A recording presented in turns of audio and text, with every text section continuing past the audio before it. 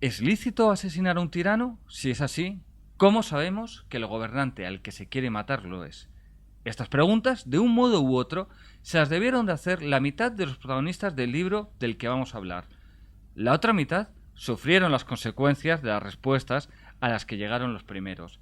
Sic Semper Tyrannis, Grandes Magnicidios, es la nueva obra en formato digital de Fernando Díaz Villanueva, en la que cuenta 16 de los más importantes asesinatos de gobernantes en la historia de la humanidad. Fernando, bienvenido de nuevo a esta casa y muchas gracias por venir a hablar de este libro y de magnicidios en general. Bien hallado. Bueno, tú siempre con estos temas, ¿no? Buscas episodios de historia llamativos, no los reúnes en un libro. Y entonces, bueno, pues la primera pregunta que voy a hacer ya venía en la entradilla.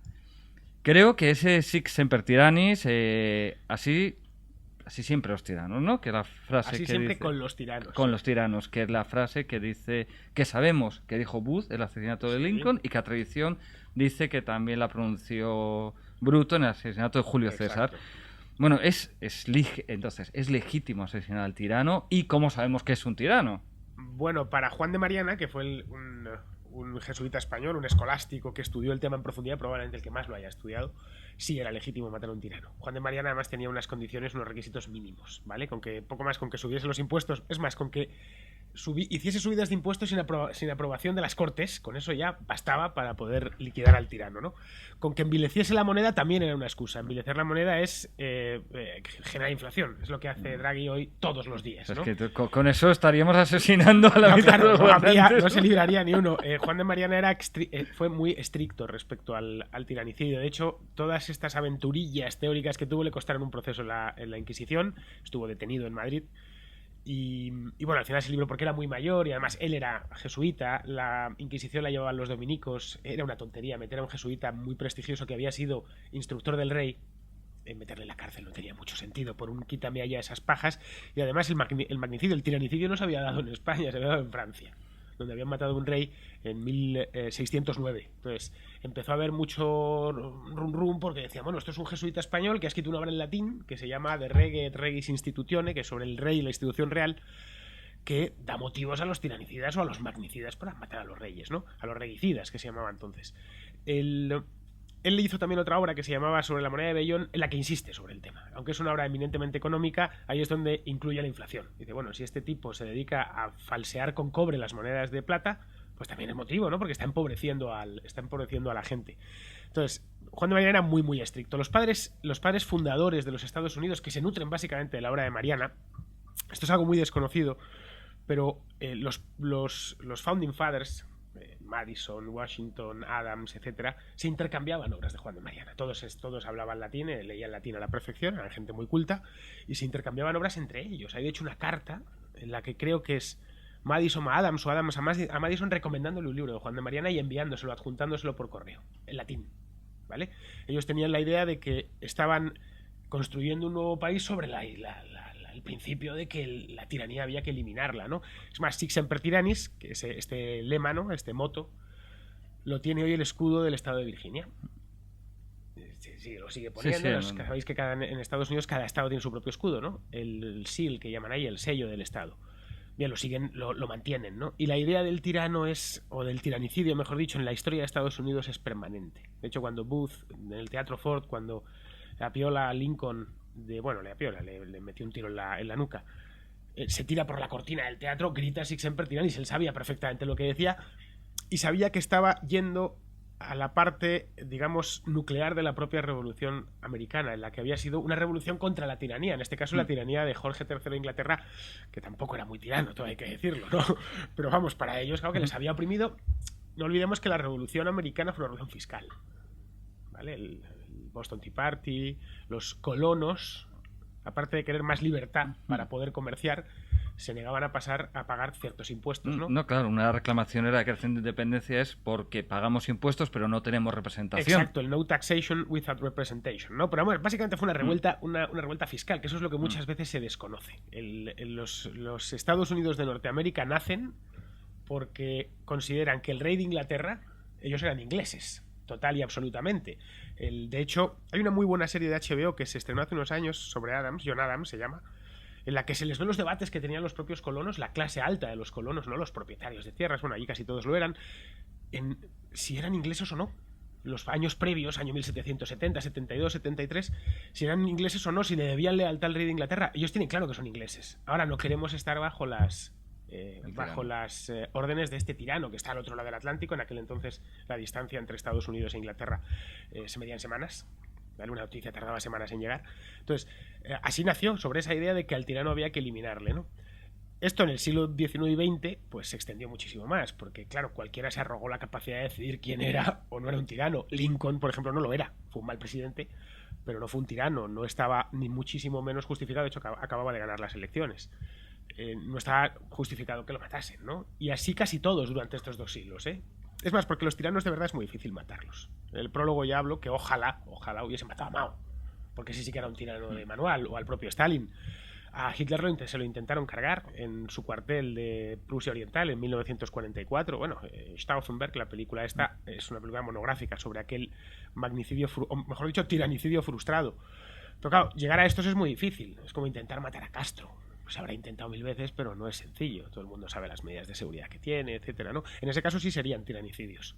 En el caso de, pues no lo sé, Dato, Canalejas, que son en español Prim, a ver qué más que así que recuerde, McKinley, que también se lo cargaron, Garfield. El presidente de Estados Unidos ha matado 4, el propio Kennedy. Pero claro, tú dices, ojalá se hubieran cargado a Mao, a Stalin, a Hitler, ya, pero ¿y a ti quién te garantiza que después de un Stalin no van a poner a Trotsky, que no va a ser mucho mejor? Claro, ese es otro de los temas, que la satisfacción moral me la va a dar. Es decir, que el responsable de la muerte de, no lo sé, 50, 60 millones de personas, como fue Mao Zedong, muriese, ¿vale? Me iba a producir una satisfacción. Es decir, bueno, al menos se hace un poco de justicia, aunque sea poética, ¿no? Ahora bien, los magnicidios siempre han traído algo peor. Es decir, nunca han funcionado como se preveía. El caso de Estados Unidos, que no se llegó a ser un tiranicidio porque el rey Jorge de Inglaterra siguió tranquilamente en su palacio, en Londres, no le mataron nunca.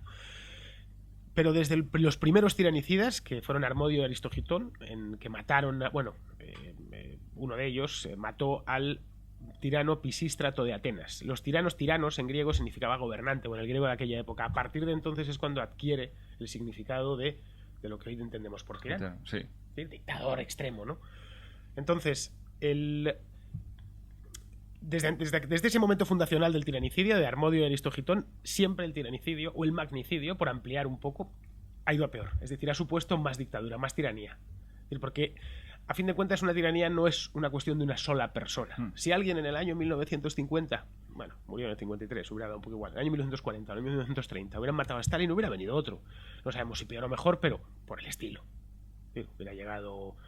Bueno, el caso de Lenin es paradigmático. Él murió, no le mató a nadie, pero murió en el 24 siendo muy joven, cuando muy poquito después de terminar la guerra civil, y vino Stalin. Es decir, los que se alegraron en aquel entonces no sabían de qué se estaban alegrando. Y bueno, el famoso magnicidio de Sarajevo dio pie a una guerra mundial.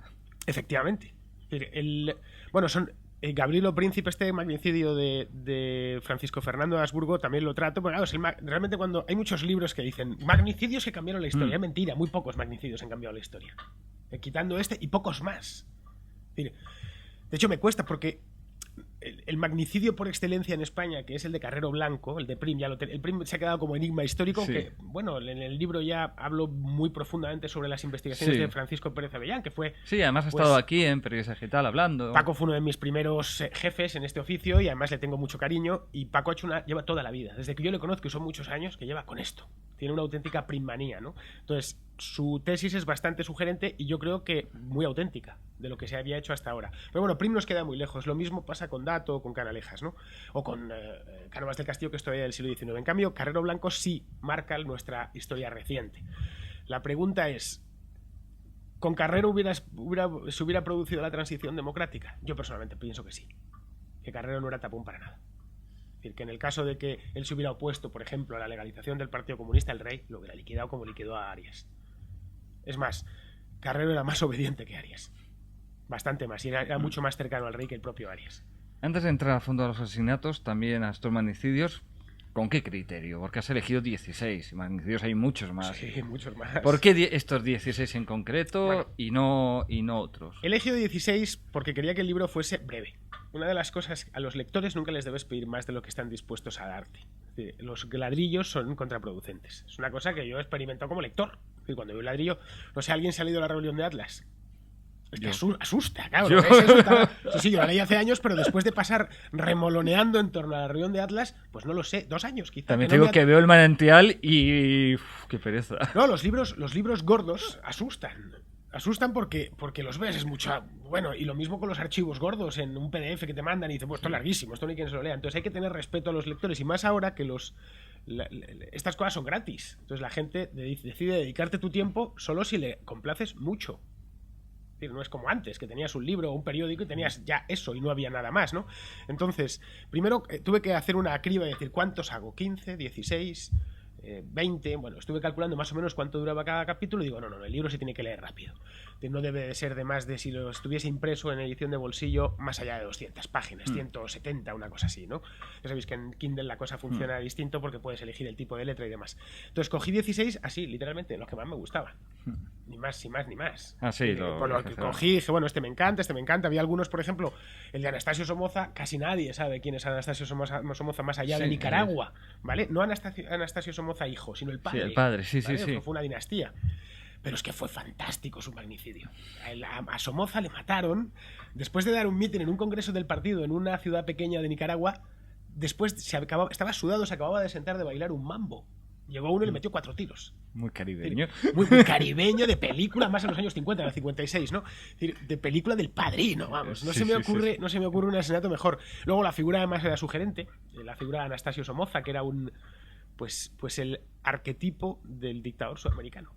En todos los aspectos. Llegó un momento en Nicaragua, que es un país pequeño, y más lo era entonces, estaba menos poblado, la familia Somoza llegó a encarnar el país. Eran lo mismo, los Somoza y Nicaragua y los Somoza, ¿no?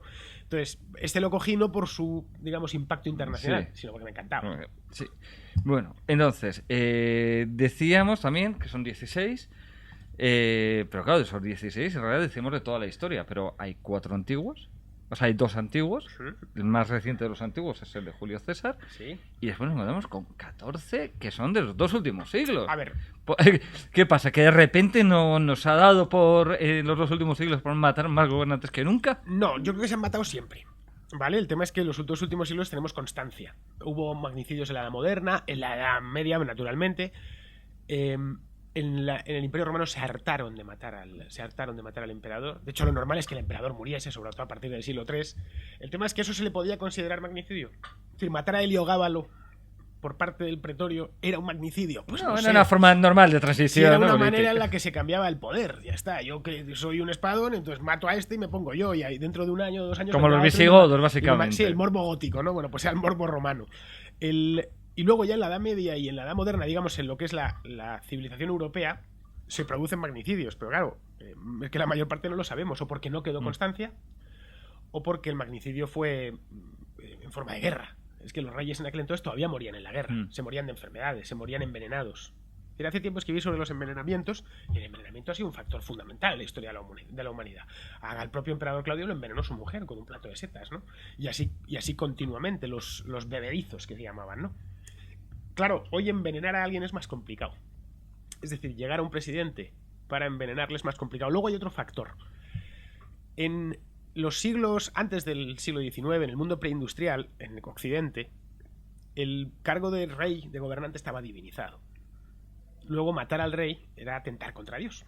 Pero vamos al terreno más puramente teórico. Se los cargaron igual, ¿no? Pero vamos, era atentar contra Dios. A partir del siglo de las revoluciones liberales de finales del XVIII y principios del XIX, el cargo pasa a ser algo secular, que se elige, bueno, que se da un golpe de Estado para salvar a la patria. Entonces ya no tiene ese componente religioso. Hasta incluso tiene un componente redentor. Es que este no es el adecuado.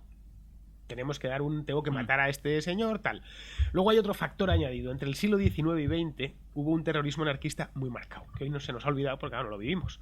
Pero ríete tú del islamista de ahora. Bueno, según Cosido hay riesgo de atentado. Cosido puede decir misa. Yo creo que ahora mismo es que ni sombra de lo que hubo en los años entre 1870 y 1900, hasta la Guerra Mundial, básicamente, hasta la Segunda Guerra Mundial. Es decir, el rey Humberto de Italia lo mató un anarquista. Cánovas del Castillo lo mató un anarquista. Dato lo mató un anarquista. Canalejas lo mató un anarquista. 3 anarquistas. El asesinato de Canalejas, de Dato, fue buenísimo. Fue aquí en la Puerta de Alcalá. Sí, con la moto que huye. Chicago, años 20. Se sacan las metralletas desde un sidecar y el de atrás de la moto, y lo ametrallan al coche, un coche americano de la época, del año 20, claro. junto a la Puerta de Alcalá a toda velocidad, claro. Estas historias tienen una plástica magnífica para leerlas, ¿no? Que te la empiezas a ponértelas en imágenes. No, el libro es muy divertido, siendo un tema tan fuerte. Entonces, los anarquistas marcan mucho. Estados Unidos, a McKinley le mató un anarquista, ¿vale? A Garfield no, a Garfield le asesinó uno que quería un cargo en el gobierno. Es decir, que también sucede. Hay magnicidios que vienen por la clientela no satisfecha, ¿no? Es decir, que vienen dados por eso, porque bueno, tú me prometiste y luego no me diste y tal y cual, ¿no? Vamos, en general, los magnicidios del siglo XX vienen dados por extremos ideológicos.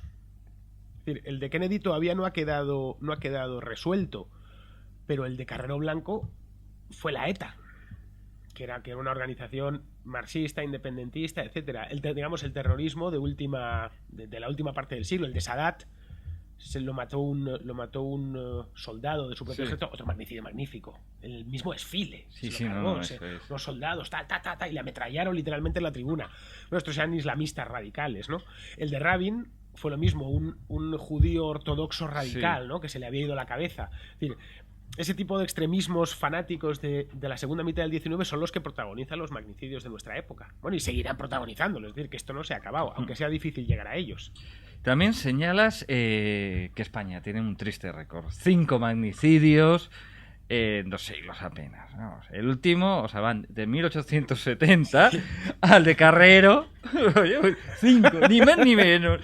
Uno más que Estados Unidos. Oye, ¿qué pasa? ¿Que somos especialmente brutos con nuestros gobernantes? Somos un país indómito. Y eso hay que decir que también, por ejemplo, Cánovas no fue un español que se lo cargó, fue un artista italiano. Sí, a este se lo cargó en italiano, pero vamos, somos un país indómito. Pero se lo cargó en España, no en Italia. Y eso nos debería hacernos sentir bien. Es que dicen, somos un país de borregos. Hombre, pues a veces sí, pero otras veces demostramos una cosa de resistencia al poder, ¿no? Que nos honra, porque resistirse al poder, partiendo de que el poder es el mal, ¿vale? Y quien lo representa es un maleante, pues bueno, pues resistirse al poder está bien. Ahora bien, con esto no estoy diciendo que matar al que gobierne tenga ninguna justificación, todo lo contrario. Si el que gobierna está elegido democráticamente, es decir, le han puesto ahí, no conculca ninguno de los derechos fundamentales, como es la vida o la propiedad de los súbditos, que son esos dos y ninguno más los derechos fundamentales, no hay ningún motivo. Puede ser un mal presidente, ¿vale? Puede ser un sinvergüenza, pero puede arruinar al país, pero mientras no vaya contra esas dos cosas, que es contra la que van los tiranos de verdad. Es decir, si nos vamos a Stalin dejó el país, aparte de hecho una ruina, a los rusos, los soviéticos no tenían nada y además los mataban con delectación, el Partido Comunista, ¿no? En España ninguno de los que han matado tenía motivos para ser asesinado. Ni Prim, ni Cánovas, ni Dato, ni Canalejas, ni Carrero Blanco. Hombre, Carrero te pueden decir que era el presidente de gobierno de una dictadura. Sí, pero Carrero no había atentado contra ninguno de esos dos derechos fundamentales.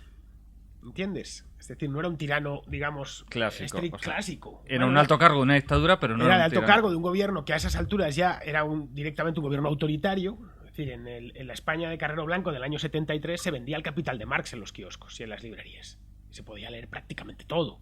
Había libertad de prensa al punto de que podías comprar el Wall Street Journal en cualquier kiosco.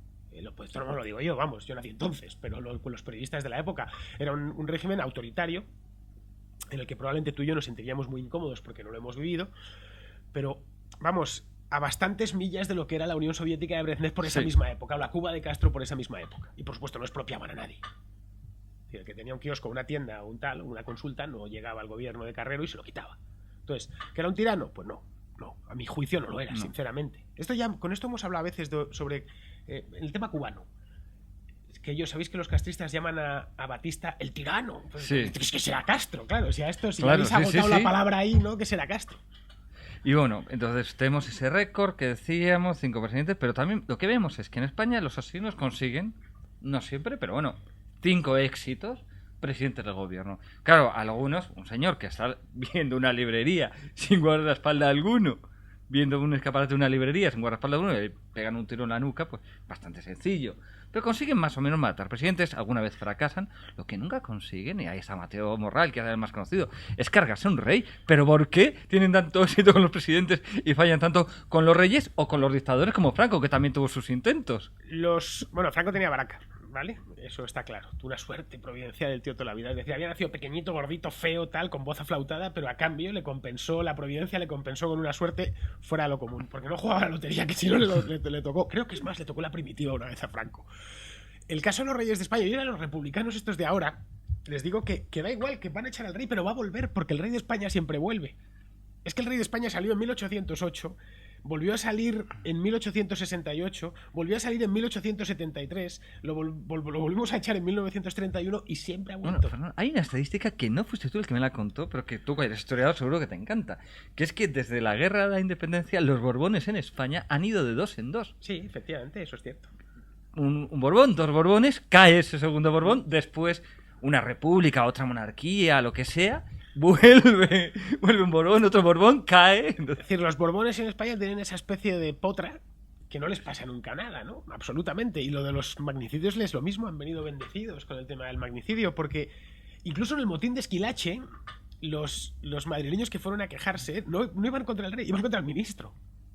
Que una cosa alucinante, ¿no? En lugar de protestar contra la cabeza del gobierno, que era Carlos III, fueron contra el ministro, el que tuvo que le echó, le devolvió a Italia y demás. En el siglo XX se intentó matar a Alfonso XIII, Mateo Morral, desastre de magnicidio, porque luego murió gente inocente, tiró un paquete bomba, ¿no? Desde un edificio que está al lado donde estaba hoy el Instituto Italiano de Cultura. Sí, junto a la Capitanía General del Ejército. Enfrente de la Capitanía, efectivamente, y de la Catedral Castrense. Bueno, pues ahí se tiró un paquete, Mateo Morral, y fue todo una cosa desastrosa y lamentable. Luego le cogieron en Casa Ciriaco, ahí en Alcalá de Henares, y le metieron 4 tiros. Fue... De hecho, ahora que está lo de los Mateo Morrales de moda y tal y cual, dices, de verdad, buscad a otro ídolo. Ese es muy triste, ¿no? Chapucero, ¿no? Y luego en el 95, vamos, esto está en las hemerotecas, tenéis otro intento contra Juan Carlos I.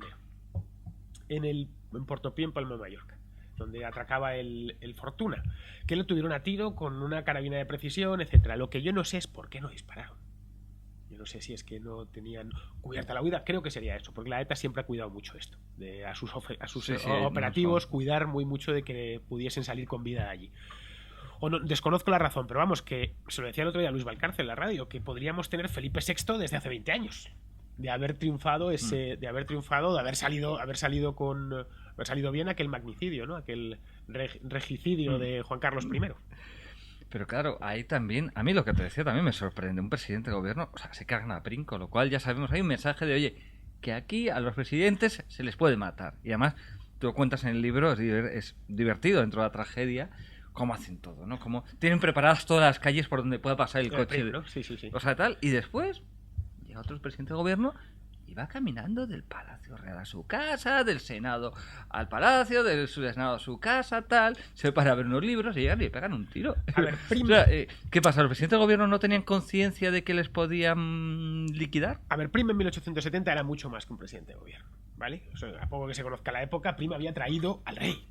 Era Amadeo de Saboya era una hechura suya. Sí. Se podía decir que si Prim no llega a morir y Amadeo de Saboya llega a quedarse en la corona, y hoy en lugar de tener un rey Borbón tendríamos un Saboya, Prim sería hoy casi el padre de la patria.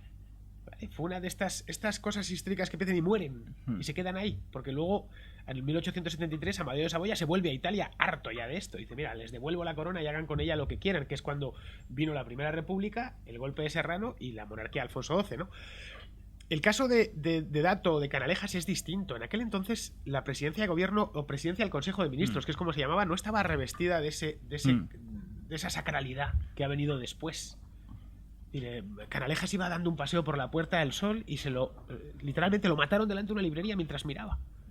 Ya está. Se estaba dando un paseo. Es decir, también es cierto que de esos polvos vienen estos lodos, es decir, de ese perseguir a los poderosos, especialmente por los anarquistas, a finales del XIX y principios del siglo XX, va hoy la clase política blindada en todos los países del mundo, con contadísimas excepciones, porque tú acceder a un presidente, no de gobierno, de una comunidad autónoma, acceder personalmente, para darle la mano y decirle hola, tienes que prepararte bien, y tú lo sabes, cuando llega cualquiera, no digamos aquí en Madrid, que es una ciudad grande, pero en un lugar pequeño, en La Rioja, acceder al presidente de La Rioja, pues con sus escoltas, sus 2 coches, su tal... Y acceder al rey directamente es imposible. Por parte de un individuo, de una persona normal, de un ciudadano a pie, ¿no? Precisamente por eso. ¿Cuántas veces nos ponen a nosotros, ahora que empezó la crisis, los coches oficiales? No, por seguridad. ¿Cuántas veces? Es continuo, siempre es la seguridad. En España, de hecho, el poder se ha podido blindar gracias a esto. Luego, los magnicidas tampoco nos han hecho ningún favor en ese aspecto. Y bueno, también antes has hablado de Carrero Blanco. Sabemos que fue ETA, pero tú mismo en el libro dices, oye, aquí quedan cosas por saber. Claro, sí, es que quedan cosas por saber. Ahora, yo no lo sé. A mí no hay cosa que más me... A mí las conspiraciones me gustan para leerlas, ¿vale? Porque me entretiene. De hecho, el otro día leí una magnífica sobre el hundimiento del Titanic. Me encantó. Mentira, pero me encantó. ¿Vale? Sí, que una fantástica, es para escribirlo, ¿eh? Que habían cambiado los barcos, la White Star Line había cambiado los barcos, el Olympic, porque que había tenido un accidente 2 años antes, para poderlo hundir en mitad del Atlántico y cobrar el seguro. ¿Vale? Bien, la historia está construida de narices de bien, ¿eh? Con todas las falacias propias de las conspiraciones. En el caso de la de Carrero hay un montón, hay libros enteros escritos sobre el tema. Lo que sí quedan son enigmas, ¿no? Que algunas cosas sin resolver. En el caso de Kennedy muchísimas y el de Carrero también. Porque no sabemos quién estaba detrás de la ETA. La ETA fue el que ejecutó, los que hicieron el túnel debajo de la calle Claudio Cuello, los que alquilaron ese piso, los que le dieron al botón. Vale, el comando fue un comando de Tarra. Pero realmente la ETA del año 73 no era la del año 80 o la del año 90, ¿eh? Era una organización terrorista muy pequeñita que jamás había atentado fuera del País Vasco, que tenía muy poquitos muertos en su haber.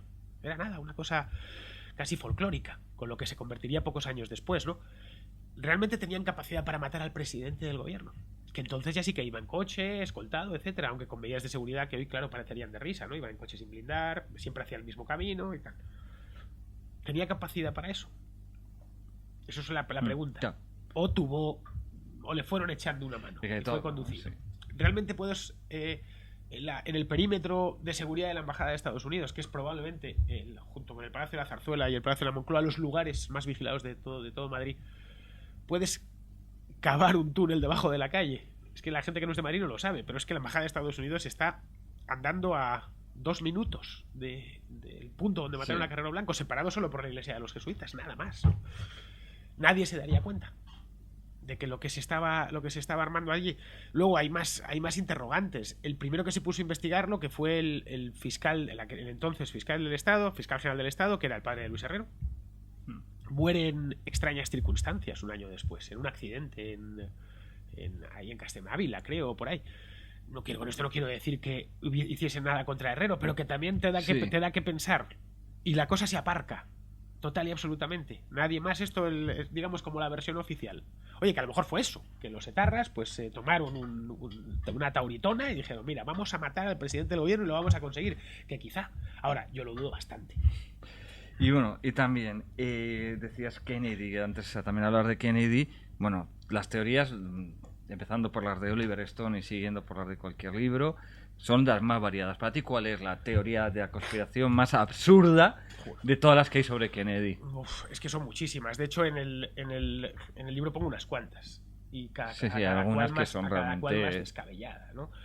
Pues no lo sé, es que son todas absurdas. Lo de Kennedy, de todas maneras, va a ser el enigma por antonomasia del siglo XX. De eso estoy total y absolutamente convencido. Oye, otro enigma, pero este solo para el norte de Europa, es Olof Palme. Palme.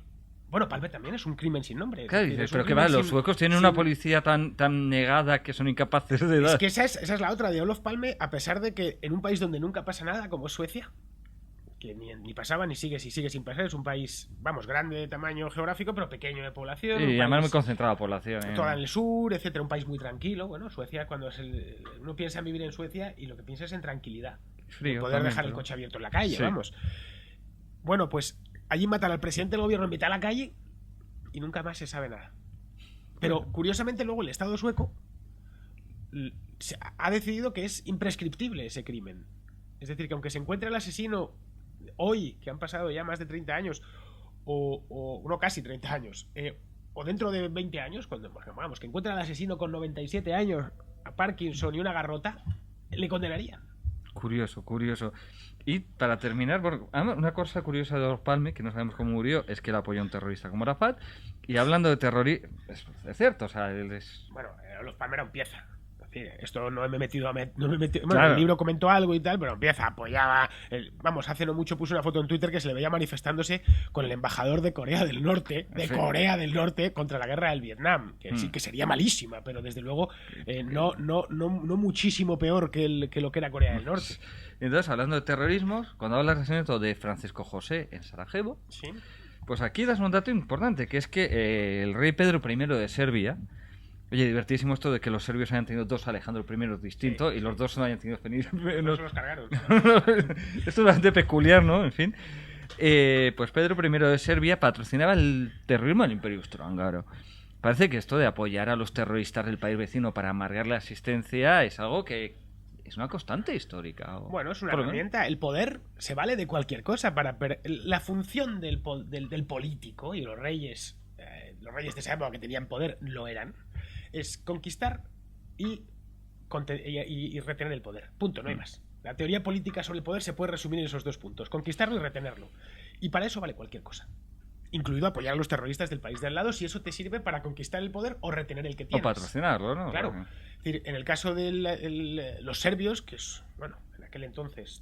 se han vuelto, curiosamente, un siglo después a los mismos límites que tenían en 1914. Era un paísito interior, la cuenca del Danubio, que estaban básicamente entre los turcos y los austriacos. Bien, pues habían desarrollado una mística nacionalista antiaustriaca enfermiza.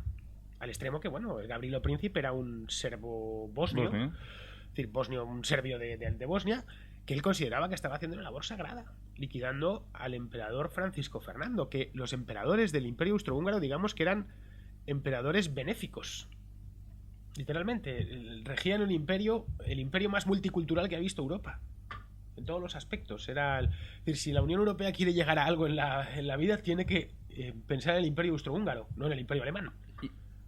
Y se lo quitó de en medio porque las comunidades serbias en Bosnia se respetaban a la perfección. En Serbia no respetaban a los alemanes, pero vamos, no respetaban a los alemanes, ni a los húngaros, ni a los eslovacos, ni a los checos, ni a nadie.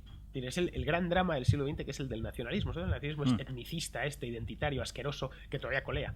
Aquí en España un montón. Y, oye, curioso ya para terminar, además, cuando hablas de ese Imperio Austrohúngaro.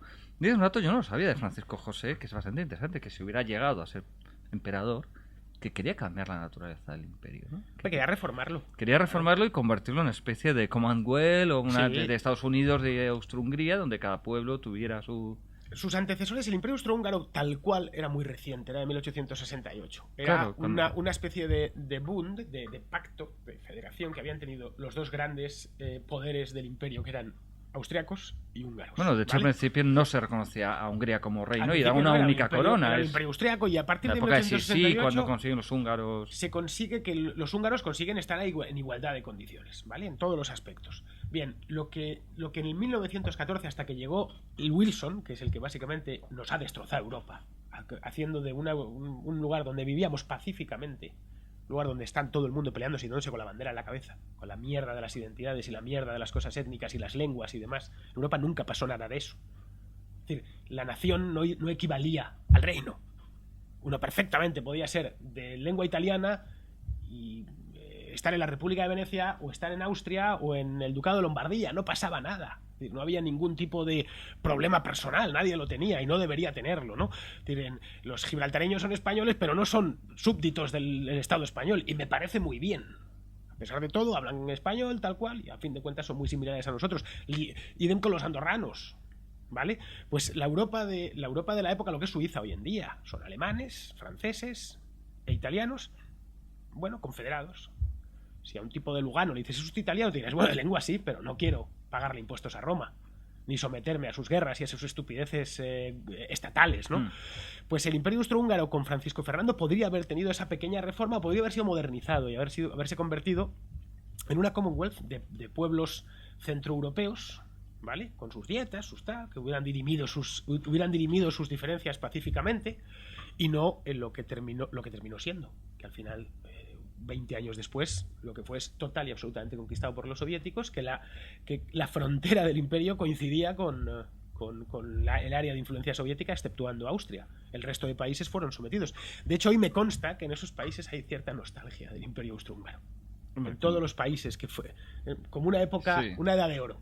Y lo ves en las ciudades, tú vas a la ciudad que vayas en esa zona, desde Ljubljana en Eslovenia hasta Praga, y ves la herencia, el genio austrohúngaro, ¿no? Lo que hace cuando se convive pacíficamente en libertad distintos pueblos. Hombre, como dato curioso, o sea, personalmente es que, por ejemplo, sí es adorada y reverenciada. Austria solo conozco el aeropuerto de Viena, pero ahí es evidente. pero en Hungría es evidente la adoración a Sisi, y en Eslovaquia, por ejemplo, también es un personaje muy querido. Claro, pero si es que el poder austrohúngaro persuadía, el poder prusiano imponía. Eso es un cambio radical. O el poder republicano en Francia, que obligaba a hablar francés, la manía esa de la identidad nacional que hay que imponerla a la fuerza. Es decir, la libertad implica diversidad. Implica que en el este de Europa, porque hay aquellos llano, claro, entonces pues los pueblos se han ido juntando, que en un mismo pueblo conviviesen sin más problemas que los estrictamente necesarios de la convivencia normal, eslovacos y húngaros sin necesidad de matarse, y habían convivido siglos, y se habían casado entre ellos, de ahí que ahora estén tan mezclados, y que conviviesen serbios con croatas, y no pasaba nada, al punto que llegaron a hablar la misma lengua, y macedonios con búlgaros. No pasaba nada. En la propia Rumanía, aquello era un melting pot. Había alemanes, había toda la zona del Banato y demás, y nunca pasó nada. Hasta que llegaron los malditos estados-nación, que es básicamente lo que consagra la paz de Versalles y lo que pone fin. Bueno, este magnicidio lo aceleró, ¿no? Sí. No sé si era algo inevitable, ¿no? Pero vamos, el estado-nación es la cosa más miserable que hemos padecido. Así lo digo, literalmente. Por eso me sorprende que haya aquí en Cataluña, el País Vasco, intentando construir estados-nación identitarios, étnicos, etcétera. Si la cosa mejor del mundo es un estado multinacional, porque automáticamente haces que el Estado, con todo lo malo que tiene, pero el Estado es el mal, por si no lo sabíamos, es decir, es el mal absoluto, sin sombra de bien alguno, es la única manera de dulcificarlo un poco. Es decir, que tenga que tolerar y que tenga que asumir peculiaridades, ¿vale? Es la única manera de ponerle coto al rey. Así que bueno, mira, al final nos ha salido todo un discurso sobre teoría política, pues bueno, a raíz de los magnicidios. Es lo que a ti te gusta, incluso diría casi tanto o más que la historia y el periodismo, que son tus otras grandes pasiones. Bueno, Fernando, ahora sí que tenemos que cortar. Y nada, darte las gracias que hayas venido una vez más, que ya van unas cuantas que te sientas en esta mesa, y que estoy seguro que van a venir unas cuantas más. Muchísimas gracias. Nada, a vosotros.